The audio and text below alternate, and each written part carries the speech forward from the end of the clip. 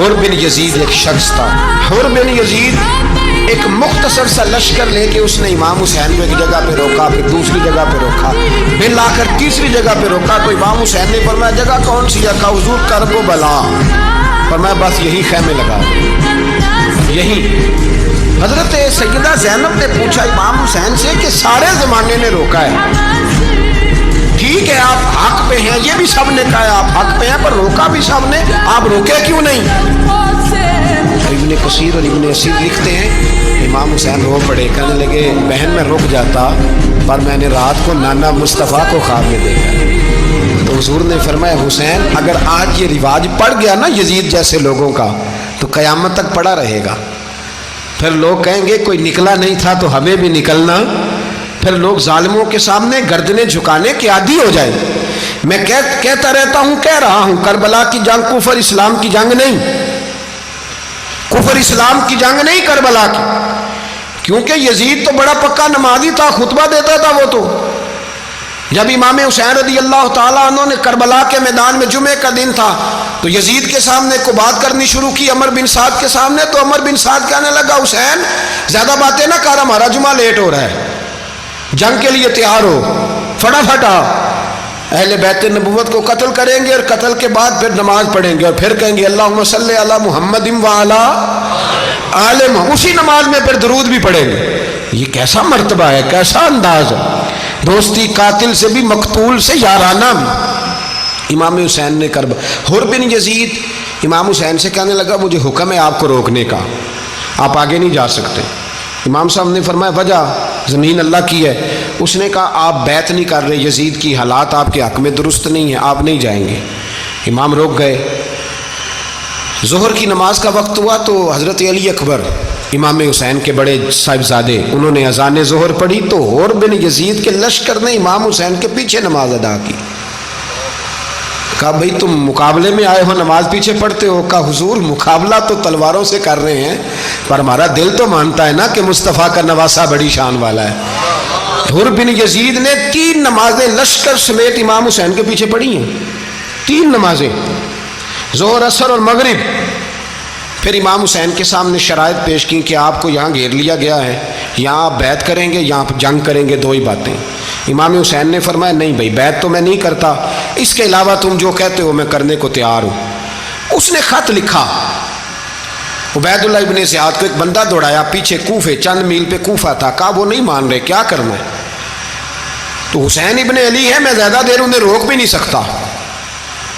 انہوں نے پیغام دیا حر بن یزید کو کہ کرنا کچھ بھی نہیں, ان کا پانی بند کر دو, بلیک میل کرو, کھانا پانی نہیں ملے گا, چھوٹے چھوٹے بچے ہیں, خود ہی مان جائیں گے.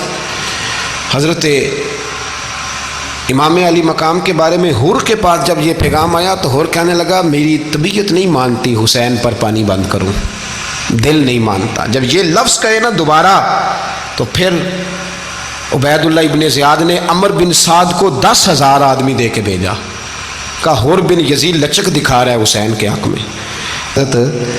3 دن تک پانی بند رہا. 9 محرم کو عمر بن سعد نے اور لوگ بلائے.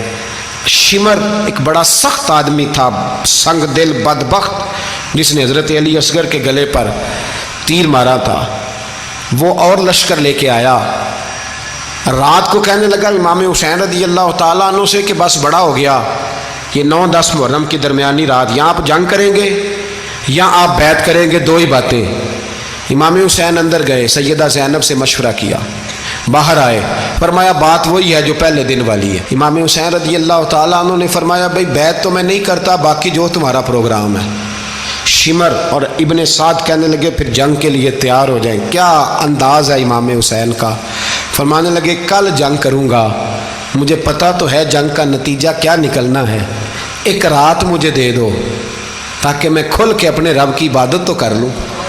حسین نے جانا ہے, مجھے پتہ ہے کل رزلٹ 72 اور 22,000 کا کیا 1 رات مجھے دو, میں مالک سے راز نیاز تو کروں, میں گویا اس سے پوچھوں تو صحیح کہ مالک میرے والد بھی شہید ہیں, بھائی بھی شہید ہیں, نانا کو بھی دکھوں میں دیکھا ہے, تو اب میری باری ہے تو مالک میں حاضر ہوں, مجھے موقع تو دو, اس لیے کہ میرے نانا نے بدر میں بھی ساری رات عبادت کی تھی, صبح مجھے موقع دو.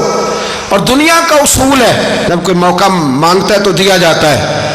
یہ دونوں کہنے لگے کوئی موقع نہیں. حر بن یزید پیچھے سے بولا, کہنے لگا نہیں بدتمیزی نہ کرو, حسین کو موقع دو, تمہیں دینا پڑے گا.